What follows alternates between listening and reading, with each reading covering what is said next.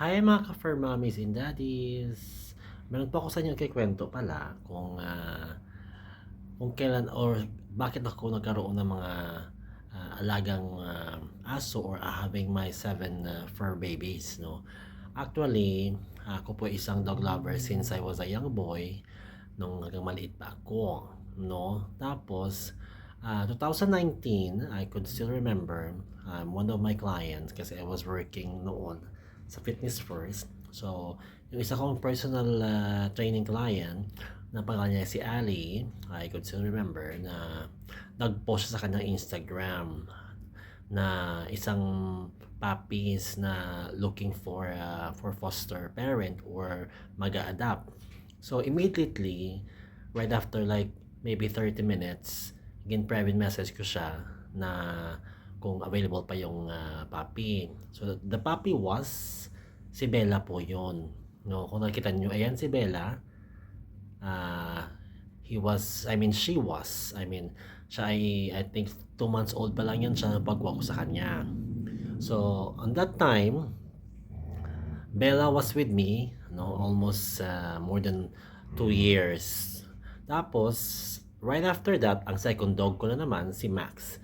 Si Max po ay, siya po ay, shall I say, nakatira sa labas, sa outdoor, together with his siblings at sa kanyang mother dog. Ito po ay inalagaan ng isa kong friend din na nurse na sa kanilang accommodation, doon po sila nakatira sa labas na hindi po safe sa kanila doon. So that time, nag-post siya sa may isang group dito sa may Kuwait na looking for adoption. So I could still remember, no, it was pandemic that time nung pagkuha ko kay Max. Max is like 2 months old. And that time, nung pagkuha ko kay Max, is medyo malayo ito sa aking tinitirahan, like almost 30 minutes ang biyahe. So nag-hire ako ng taxi, and then right after that, pagdating ko doon, ang pinakaunang aso na lumapit sa akin, yan si Max, no? Wherein, after that, kinuha ko na si Max. So if you could be able to say, ayan si Max, nung maliit pa siya. So now Max is almost 3 years na si Max Sobra, no? And my third dog is Cooper. Si Cooper naman ay ito ay alaga, no, ng isa kong kaibigan rin na Pilipina na pagpunta ko doon ng gabi, binigay sa kanya yung puppy, which is yun si Cooper. Tapos sabi niya sa akin, kasi may mga aso na siya. During that time, she has 2 dogs already. May 2 aso na siya. So, tapos ang cute ng aso, ng puppy. Tapos sabi sa akin, sabi niya, sa'yo na lang. So, akala ko nag-joke. I could still remember, Pasko yun. It was December 24, I think, Christmas Eve. Nung pagkuha ko niyan kay Cooper. Now, Cooper is almost 2 years. No? And ang remaining naman na aso, si Mocha, anak po yan ni Cooper kay Bella, no? Si Beauty naman and si White tsaka si Bruno, magkapatid yan silang tatlo. Actually, yan yung second batch na anak ni Bella. So, actually, 6 yan sila ay. So, yung tatlo, i-adapt na before. So, gin-post ko na yan silang tatlo no? And that time, may nag-a-adapt, tapos ilang araw lang mabalik sa akin. I could remember, no, si White, nung maliit pa siya, kinuha siya ng adapter. Tapos ang sabi sa akin, sabi niya, maingay raw yung aso. Siyempre, puppy di ba? Kumbaga, once you are a responsible pet owner, o kung gusto mong mag-aso, especially sa abroad, the first thing is you have to consider is kung ready ka financially, no? Kasi, of course, it's a lifetime commitment, shall I say, kasi mostly ang span ng kanilang buhay is 15 to 20 years. So, that time, ginawa ko na lang uli si White dahil nga sabi ko baka may itapon niya sa daan, no, is sa may iligaw niya. So kinuha ko na. So that time I already decided na sabi ko, well, ang hindi ko na sila ibibigay. And I could be able to say na sabi ko ako isang responsible pet owner kasi almost mag-aamin na taon na no, na may alaga kang aso ako. Actually, mahirap siya actually financially dahil 7 po sila eh. No? So, hindi po madali. No? I'm living alone sa flat na ito or siya ay apartment tawag okay sa atin. So, sa apartment na ito, actually, sa mga ibang flat or sa ibang apartment, normally, ang nakatira dito mga 6. Kasi may mga partition ito, 2 rooms and 2 bathroom. Tapos yung sala, partition yun eh, yung hinati. So, kung sumahing total, I mean, to sum up, is ang upa nito is aabot siya ng sobra 55,000 or mga ganyan, mga range, no, mga 50 mil, hindi bababa. So, consider ko na, kasi sabi ko nga, totoo lang, mahirap po maghanap ng tenant. Kasi nga, 7 aso ko eh. So, of course, minsan maingay sila, naglalaro, no, tumatakbuhan.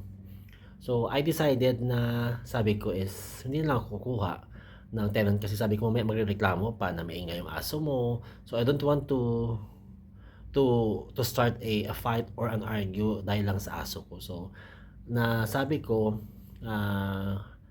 ang aking decision is kami na lang ng mga aso. At least walang magrereklamo, no? Walang magrereklamo maingay, walang magrereklamo nagkakalat, no? Dahil ako lang, no?